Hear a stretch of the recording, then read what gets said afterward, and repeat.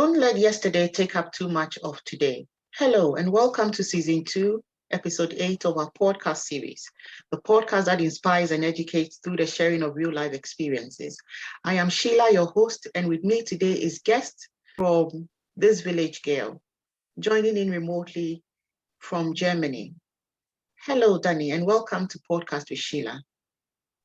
Thank you so much, and happy to be here. We're glad to have you. So, who is Dani? Dani is a corporate escapee. She's from a village in the Philippines. That's why my brand or my site is called This Village Girl.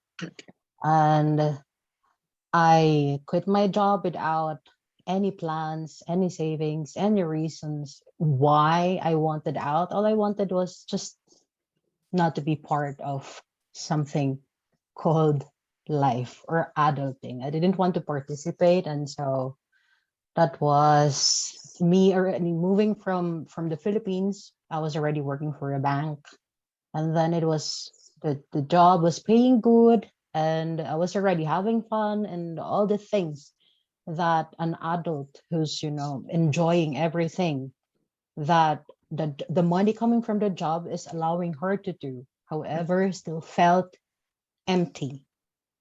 And so even if I didn't want to work with a bank again, an offer an offer came up. This was in Malaysia, and just so for me to have a new beginning, I accepted it, even if I was just going to do the same thing. And so the same thing, the same pattern, same life, and just a different place, but just the same me.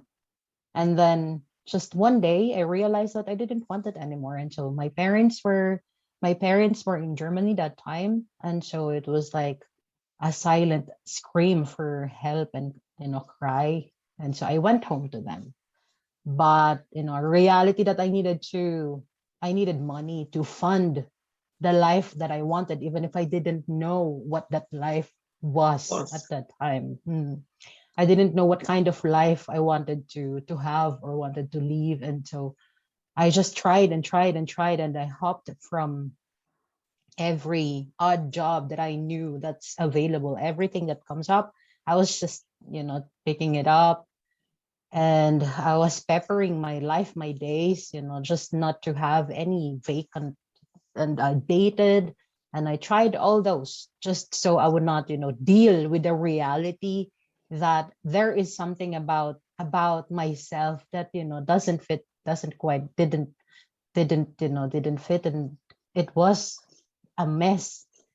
And, the thing was, I needed to face the reality that my parents were thinking that I was such a disgrace, not probably disgrace, but a failure, because not just a failure because I failed, but for them as my parents, because for them, having my life already in order, not for them to think about me and what the future will be for me, would be, still considered as failure for them as parents, because probably they were not able to guide me and bring me to a place where normal parents should be directing their children. So, yeah. And so that's the story of that is who Dani is. And then the following years after escaping the corporate world, it became more of like journey towards myself and everything, all the inner work, all the healing, and all the patterns and all the unlearning that I would be saying. I would be calling it unlearning. Okay. Do you think that you have any regrets leaving the corporate world? Do you have regrets? No. No, I don't. Actually, I was just this call. This call, not call.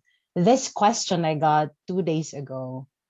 Like, I got a question from a friend asking if the question was like this: do you miss anything by not being able to do what you studied and what you were doing Yeah. before? Yeah. And I was like, no, because aside from having my own blog and also my own podcast and my brand, I studied communication arts. And even if I didn't know what I could do with it after school, because after getting that degree, I Hmm. worked for banks and customer service. Yeah. And so also was not aligned to what I studied and learned. Only after I quit my job and my life, that I got into writing, that I got into keeping all my thoughts and writing them all down, that even without knowing, that's also where life led me Yeah. to what I studied. And so, yeah, I still can do. It's like it's just it seems, or it appears, that I am not doing anything related to what I have learned in the university, but in reality, I am actually applying everything, or if not everything, more than what I have learned from the school. And I guess that I can say that that because in the school they just teach you all the theories, Yeah. but all of the things we Yeah. learn it as we do it, as we As go you go along. along. That's so true. That's so true. Yeah. I think I heard someone say, and I think it's a fact, that especially your first degree actually just molds you up. So in your first degree, you can fit anywhere Hmm. because you've actually been groomed to do things on your own if you want That to is go true. that way, except those who did specific things like medicine and in the pharmacy and all those people, then they go that way. But anyone else who did anything else in other, because I did arts, I worked in Okay. the arts field, and when I came out of the university, everyone else was going into banking, and they were Hmm. accepting them in the banks. But somebody will think, what is an art student doing in a bank? But they were Yeah. accepting them, and they were working there professionally, and they were getting their salaries and all. So I think that our first degree actually helps us cut across, depending on what your interests are, your desires are, your goals are. It is your interest, your desire is what will push you, because you have the knowledge and you know what to put together. Like if you want the business side, you know how to get your business started based on the training you've had from the university. You should be able to go that way. Like if you don't want to go exactly what you studied in school. But let me ask you, do you have satisfaction in what you're doing now? You Yes. do. And I believe that the most important, for me, the most important thing is to impact life. And in the previous podcast we had last week, the lady who came on, age 84, she came on the podcast to share her story, how she started, and she was a renowned British designer. She used to Wow. go for the Royals and for all those people. And when Hmm. I look at her at that age, she is still working. Hmm. It tells me that I don't see myself not working anytime soon. She Hmm. doesn't see herself not working anytime soon. She sees herself still working. So she thinks of it and she cannot stop. So when I look at her, I get inspired, because at Hmm. that Yeah. age, if she's still working, then we should I can't see myself stopping anytime. I'm like half Right. her age now. So if I'm at half her age, we cannot stop. You get it? And I think that podcast with SHEILA, basically, that is what it is, to inspire people. Because sometimes we live our lives and we get lost, as we go along, we get lost. And sometimes we don't even have people to direct us, do it this way, do it that way. We just get lost in ourselves, and we don't feel like doing anything again. But I believe that through podcasts, like from your story, somebody in that state now, but you have been there and you've passed it and you've been able to do something with it. But somebody in that state now will be listening to your story and will say, oh, this is what she did. She actually Yes. sat down, reflected on what she can actually do, the impact she can make in people's lives. And she went that way and she's doing that. So basically, that is what Podcast with SHEILA does. And it's exciting to hear your story, because you had come from the banking sector, and then you wanted to actually find yourself and do something on your own, and that is what you're doing. I believe you are changing lives. I believe you are touching people with your story, and people who are lost and don't know what to do at this point will be listening and thinking, oh, she did this, she did that, and she's been able to. I'm glad you were able to share this story with us today. I'm so glad. Thank you so much, Sheila. Thank you so much. That's a very beautiful way to put it. But because at first I didn't see it like that. I didn't really believe that what I am doing is, something that could be useful. For me, it's just to regulate and soothe myself because, where I am from, mental health, spirituality, personal development, anything that leads to things like this Yeah. doesn't almost exist Okay. because we are supposed to be finding ways on how to make money fast, so fast that we it's like burning out, or it's like burnout. It's like, being always tired all the time and just being on autopilot. Yeah. When you have job, it's like a badge of honor. Yeah. And it's like it's just until now for me, I wouldn't call that. It's just like it's just for me. If it's helping other people, find their ways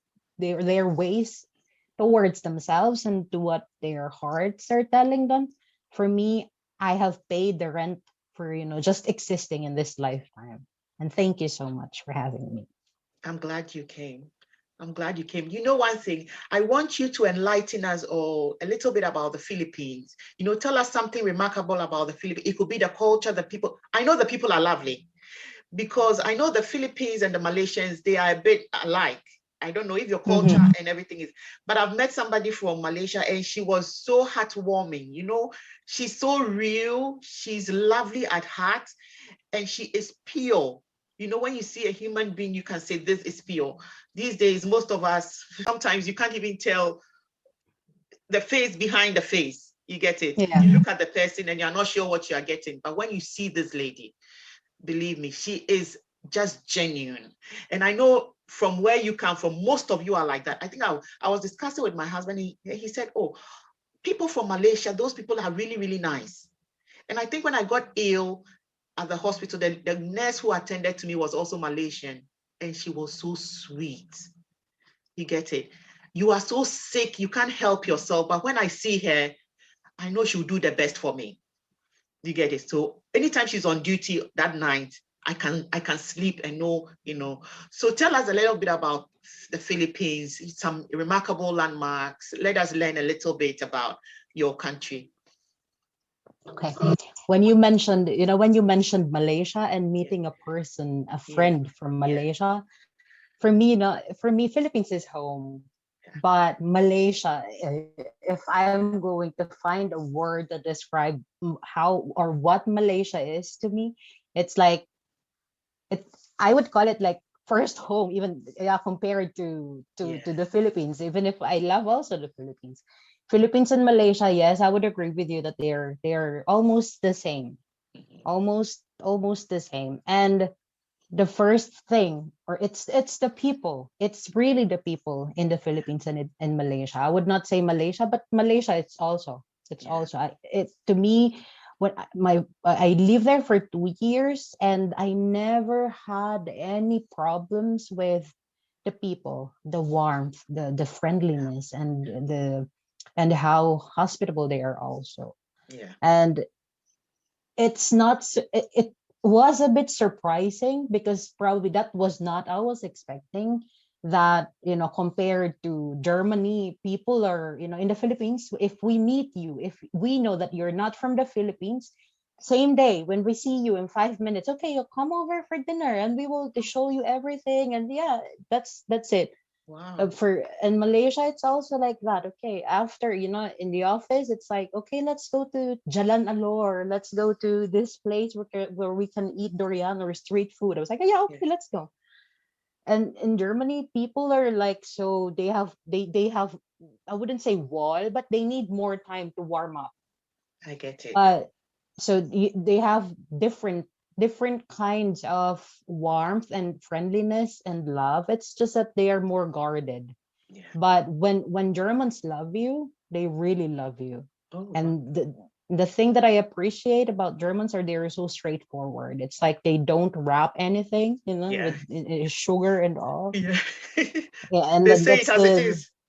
Yes, they directly, they don't use metaphor or euphemisms like what we do in the Philippines so much. Yeah. But one thing that the Filipinos are so friendly and they're so warm. And, I thought that, in the Philippines, it's like everyone is your friend. You can survive even without food because your neighbor, your family from the other house or from the next town, if you're just invited. You're just always invited. And I thought, when I came here in Germany, I thought that everyone is my friend. I was just always smiling and all, even if they think that probably I look like, Yeah. an idiot, like always smiling. But the Philippines, we have like 7,100 something islands in there. Oh, wow. Yes, and it's really beautiful. The food is also cheap. Also, of course, if you're converting from pounds or from Yeah. euros, so Yeah. it's really, and the beaches and all of those things. It's Philippines, I would say. But in Asia, it's a different. It's paradise.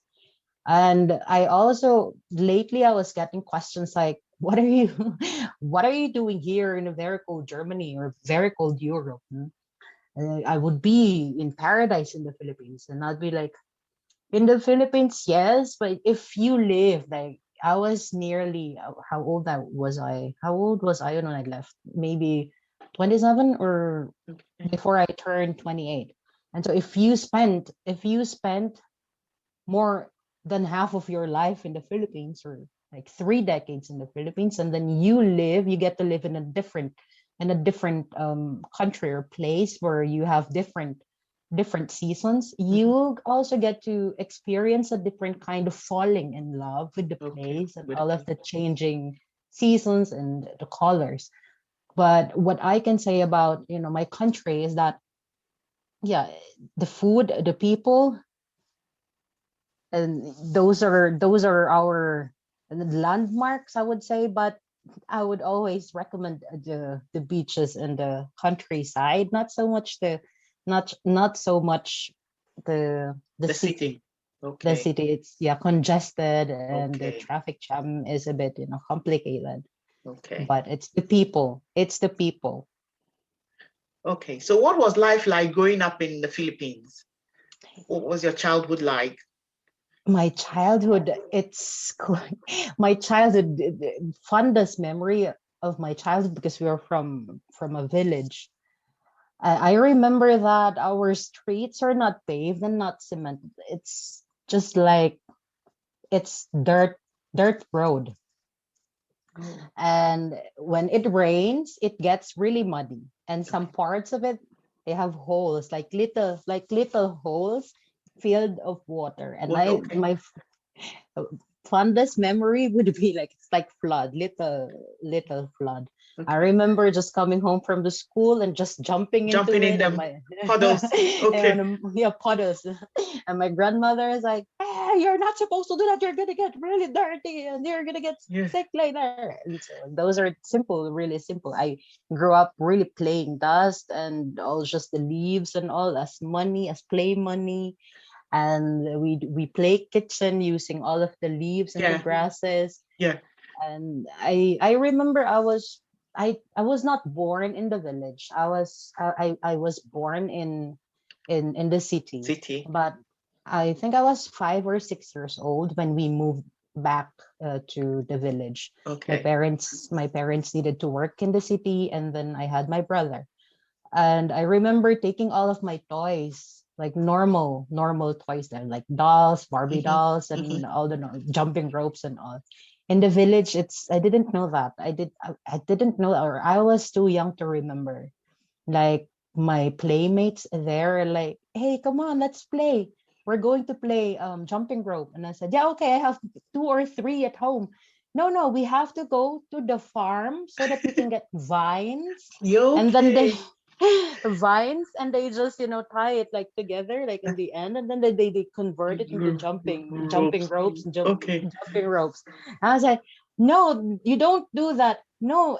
So I understand that the reason why they do that, it's because it's simpler people. It means that in the village, in the village, the access to, money and all, it's harder. The life there, it's harder. Yeah.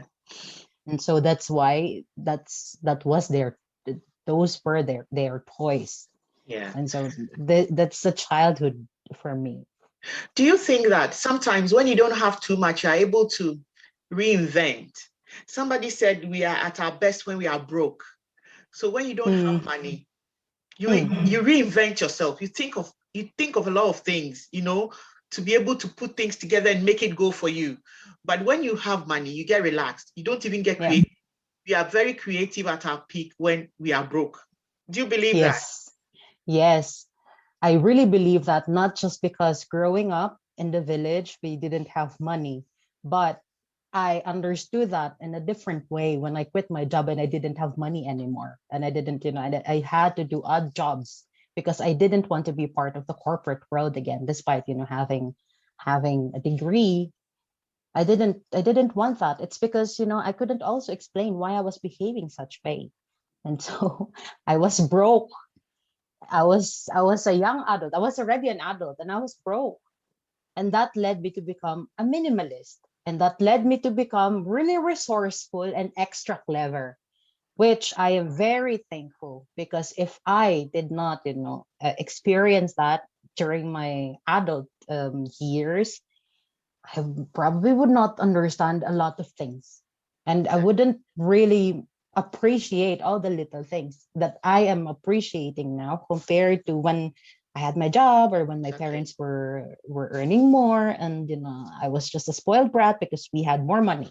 Yeah. So it's a it's a good experience. It's a good experience that you can get to experience living in bare minimum. Exactly. Exactly. Exactly. Another thing I've come to realize is that our experiences or our challenges actually shape us to become better people. You can't get it anywhere unless you've experienced it. Somebody cannot feed the experience to you. Somebody can only tell you about it, but you have to experience it for that experience to be yours, to make a change in your life. That is something I've learned along the line. You cannot get it Mhm. anyway until you've gone through it, and then you've made your own Yes. mistakes, and then you can actually, oh, that's so good. I read your post that said that as you get older, you get comfortable in being alone. Do you believe that growth comes with loneliness?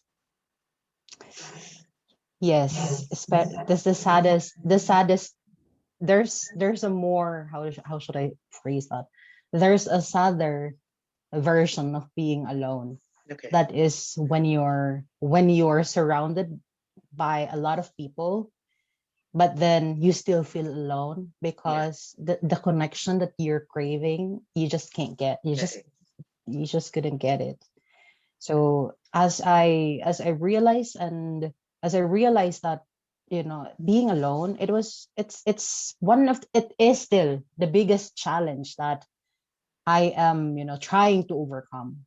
But I am also realizing that being alone, and being alone with myself, if I'm liking myself, it's not so bad at all. It's didn't when you're I think when you're I realize that I am really growing old, or getting old, is that when I enjoy peace, and then when I am so excited to come back home and just enjoy all things that all the little things, like reading, or just just on the couch, or just cleaning. Those are the things. And then, yeah, growth comes with, loneliness. But i'd rather I'd rather be alone than with people who make me feel like I don't belong. Yeah. Yeah. Yeah. Yeah. Yeah. And even if you try your best to Mhm. always, it's just like, why am I saying something? Why am I doing something? Is that really for myself? And it's tiring. And Yeah. when you get to reach that point that you're so tired to, prioritize other people's happiness, I think you I think uh, being alone or enjoying time spent being alone becomes sweeter, and it gets sweeter and sweeter every day. Have you been in a situation where you were giving out love to people, but you weren't getting it in return? Where Yes. you felt a lot of rejection, and like you said, you didn't feel like you belong, or people looked at you in a different way, and then, sometimes people look at you from afar and then they put their own conclusions to what they see. Yes. You get it? She's saucy, she's not friendly, she's not Yeah. nice, but they've never met you. They don't, they say, I know her, but they don't know you. Yeah. They've only seen you a couple of times pass by, but then they can talk and Yes. say hurtful things. Have you been in that state before? What did you do? Yes. Because I know a lot of people are going through this. I have been there, and I know people are still going through that. How do you deal with something like that? I've experienced that in different stages of my life and until I think last year. But when I was still in the Philippines or when I was still in Asia, I would say that I didn't know that, but I hate silence. So I made sure to make my friends laugh. And I made sure to always look my best. When I was younger, when I was still in Asia, both the Philippines and in Malaysia, I was I was really living from paycheck to paycheck. And I thought I was a Kardashian. I was such a fashion victim. Okay. And I was always on social media. And I started reading Cosmopolitan magazine, 17, Candy magazines when I was still young. I think I was 15 years old. I was 15 years old and I started that. And because I felt so I felt so out of place because Asians are skinny. Asians have Asians have long black straight hair. I didn't look the same, and so I was always comparing myself. Why am I bigger than them? And so I was not, I'm not pretty enough. And so there was really a phase in my life where all I did was just to work out, not eat, shop, and research for jokes and how to make other people happy and like me and like me because these are what the magazines are saying. This is how to be likable, and this is how to be beautiful, and this is how you're supposed to look like. And so I didn't realize it's only later on that when I started really sitting with myself to see why I was behaving the way that I was behaving, that I realized that it was really to please people. It was to make them to make me feel good that it's like getting validation from them that I am worth to be that it's that I'm worth of love, that I'm worthy to be respected, that I am lovable. And so all the love that I should be giving to myself, I was I Give it to was people expecting that who will give you. other people will be giving it to me. And it was really uh it took me maybe hundreds of personal development books, and I tried to apply it. And then that's how I started also having and creating my own habits. And then I just then that made me start to accept myself as I am, and I really don't care, and I just go my own way, and then I just follow the path where my heart and my soul is trying to take Lead me. you. Yeah. Yeah. So that's how I changed it, and that's how it's really a total self reinvention for me. Because if I until now, if I look at my old pictures, that's not me. That's not I me. get it. I get it. I get it. I get it. Now you've grown and you know exactly who you are and what you want. So in the past, you were living a life that was actually not you, a life from the magazines and from the books. But life experiences, I believe, is life experiences has given you this realization of who you actually are now. And I believe what you are now, you are so comfortable in your skin, nothing can shake you, nothing at all, I believe. This is good. This is good. Are you married? No, You're not. never. I've never been married. You've never been married. So, Never been married. what are some of the challenges you face? Because I know that sometimes, I know that the Asians and the Africans have a few things in common. Like at your age, they'll be asking, when are you getting married? And when you get married, when are the children coming? You know, they're on your neck like that.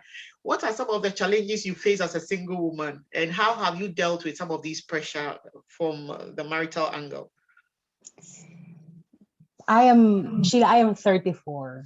And in my country, I am already an old maid. I am already an old maid. I know that. It's just similar to where I come from. So I Yeah. resonate with you. Yeah. Totally understand. Yeah. And first that helped me is moving to Germany, where people are, at 34 or mid 30s, they are just doing their masters, Yeah. or their postgraduate degrees, or their doctorate degrees. Mhm. But in my country, I think 25. When you reach 25 or 23, early 20s, Wow. they're starting to ask you, when are you getting married? Even if, this questions, Mhm. when are you getting married? TikTok, TikTok. When are you getting married? When are you going to have a child?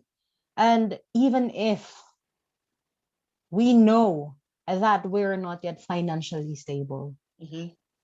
this people don't realize that this kind of questions, just to probably, I'm thinking that they are just, mindlessly asking this just Yeah. to have something to say, Say. because we cannot deal with silence and the awkwardness coming from silence. Yeah. And so they ask this kind of questions without realizing the psychological effect Mhm. to the person that they're Yeah. Asking it. giving this, Yeah. the Question two. questions that they're asked. Yeah. And for me, it's at first it was hard, but actually looking back, now that I have, been mastering the Mhm. art of digging deeper, Mhm. I found out that I was 27, and that was, I was not scared that I wouldn't be married or something. Mhm. There was still something inside me that, wanted to, yeah, always asking what's life about? What's probably there's something beyond, way beyond that, or, then my neighbor started, giving hints that he wanted to have a child, and he wanted, us to be together. Yeah. Yeah, but we were not yet together, but it's like, in a village like ours, Yeah. it's normal. And so probably I've written in one of my posts in my blog, saying that probably if I did not leave the Philippines, I would be married to my Okay. neighbor, planting sweet potatoes. Nothing is wrong with that. Yeah. Yeah. Nothing is wrong with that. It's just that I dared to ask, even if I could not phrase my own question. And without knowing it, that answered the question why I couldn't get married. It also happened in Malaysia. I received a couple of, marriage proposals, and even here in Germany. It's just that I don't know. But what I know is that when I found my purpose in life, other things don't matter so much anymore. Okay. It's like 2 days ago, when I had this conversation with a new friend, and I appreciate this kind of question, because it, it leads me to dig deeper. Those are the questions that I have not asked myself yet. The question was, what will you feel? What will you feel if in this lifetime you will not get to have a child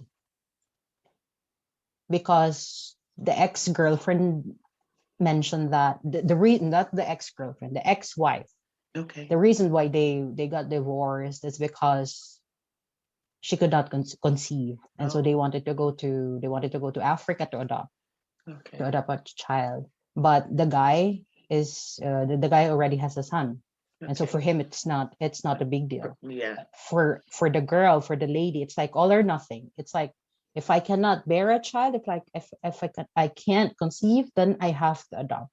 Yeah. And then it's like, for her it's like having a child.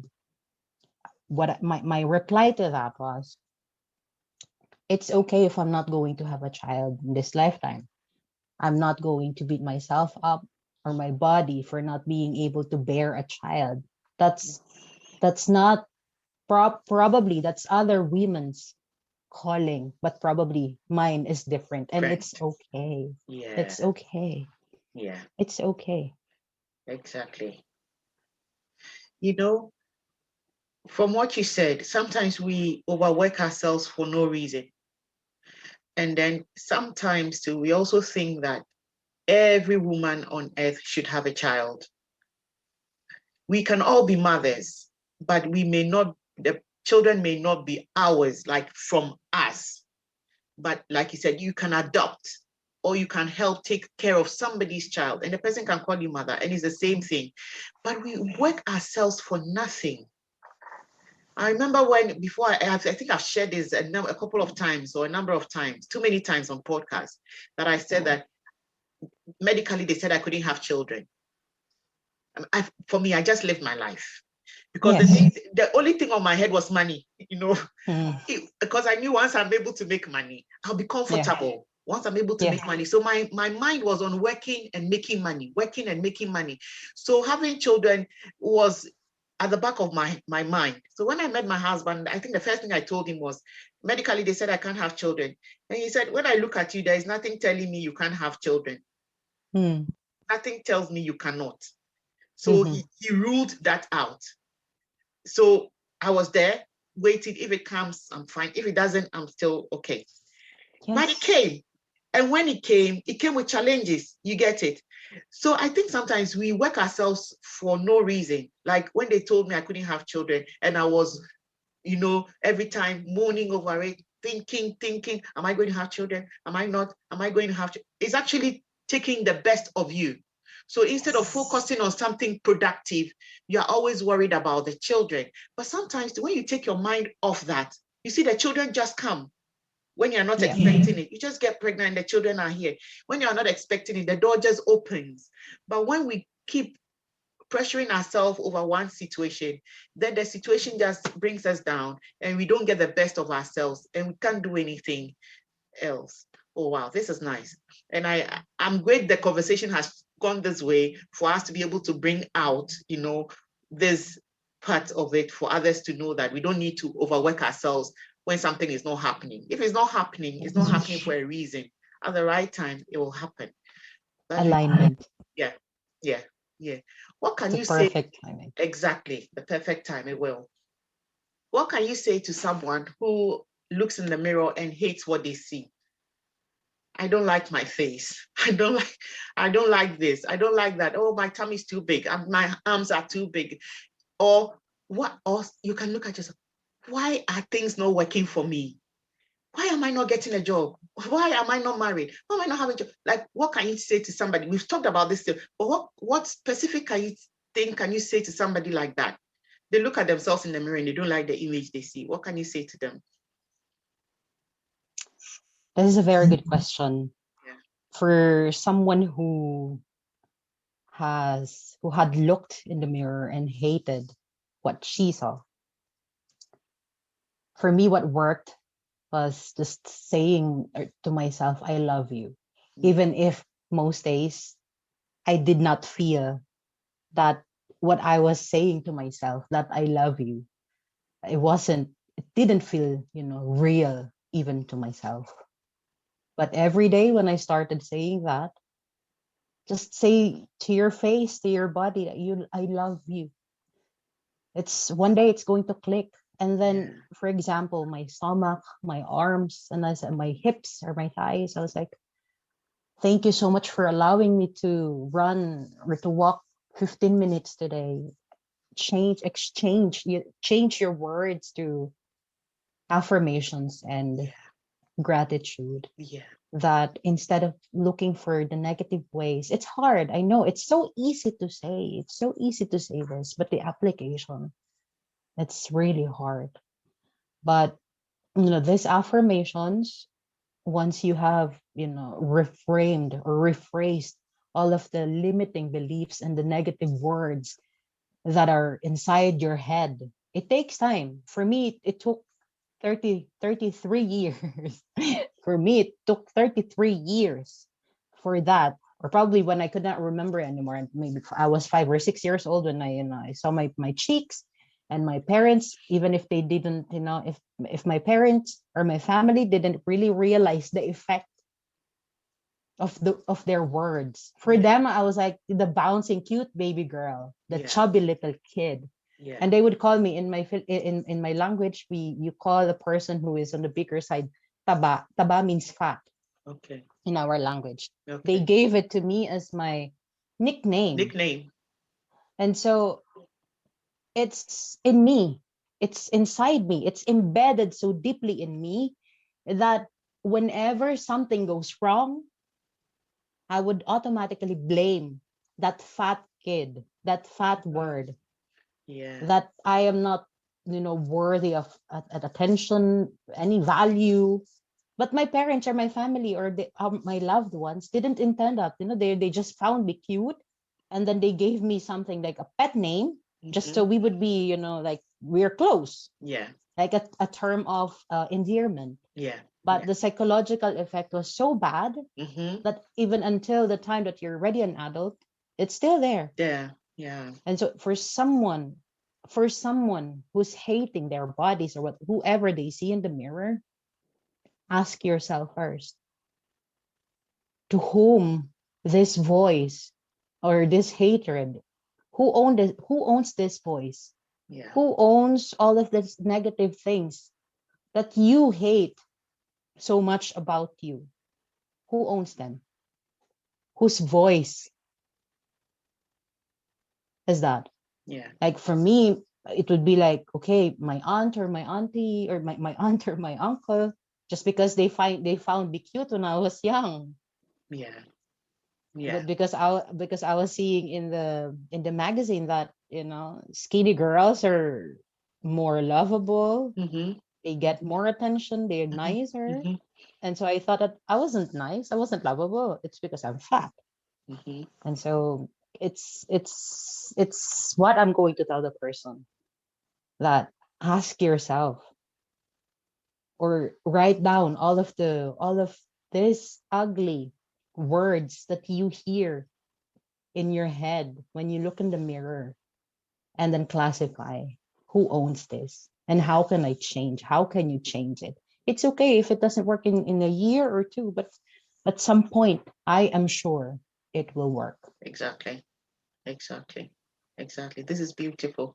It is so inspiring. And I think we've shared a lot of salient points, salient things here that anybody who's listened to it can get something out of this podcast. Really, even me, I'm getting something out of it. When I was young, I think when I was small, you know, I come from a part in Ghana that it looks like almost anybody who comes from there has a big nose. Hmm. And it's from the eastern region of Ghana. So when I was young, I remember some naughty boys in my class. When they want to tease me, then they'll be laughing at my nose. But me, when I was growing up, I had a big mouth. Everything I'll just talk, and I'll just talk them down. I wouldn't let Yeah. that, get my way. But there are other Mm. children who may not be like me, who cannot Yes. voice out. You can't tell me my nose is big and laugh at me and go free. It won't happen. But there are other children who will just suck this all in and will not be able to, you get it, be themselves. That is bullying, isn't it? In a way. Yes. And I think that is outright no. So if anybody is listening to us, your children are doing it, you are doing it to your children, or, I think that we have to learn to stop these things. And sometimes we have to be able to say positive things, because the words we speak out in the open are what will work for us. So when we say positive things about ourselves, my nose, if you look at me, it looks beautiful. So you cannot look at me and laugh at my nose and go free. The moment you do that, I'm also looking at something on you and I'm telling you, you get it. I remember I heard somebody said that when somebody asks you, so when are you getting married? Ask the person, so when are you dying? Yeah. You get it? That's a good one. Yeah. So you have to be ready. You have to be so confident to be ready to stand for yourself and to fight for yourself. Nobody will fight for you at no level. Nobody's going to fight for you. You as a person will have to stand and fight for yourself, because nobody will do that for you, not even your parents, nobody, because they are not always there for you. So you should be able to know when you have to say no, and always encourage yourself. And I think we've shared a lot of things on this podcast that is going to inspire people when they listen to it. And I'm so glad you came. So where can our listeners connect with you? Thank you so much again for having me here. And I'm so sorry that we got delayed because of my other. No, that's fine. Thank you. Yeah. And so I have a blog. It's called thisvillagegirl.com. And I am also on Instagram at thisvillagegirl. Great. So what would be your final words to our listeners? For all of you who are listening to this today, I'd say that you're not alone. Whatever you're going through right now, you're not alone. And if you feel alone, use this feeling to, close your eyes and listen to whatever your soul is trying to tell you. All the answers and all the love is already there. It's waiting to come out. Yes. Help it come out. Sure. This is beautiful. And I'd like to say thank you very much for coming today. And I'm glad you were able to make it. Thank you very much. Thank you. And thank you so much. It's a pleasure. Oh. It's nice meeting you. Nice meeting you too. So if you've been listening in, this is season 2, episode 8 of our podcast series, where we've been bringing your way seasoned guests with inspiring real life stories to share with us. Do not miss out on all these lovely experiences. Subscribe and be notified when a new podcast is released.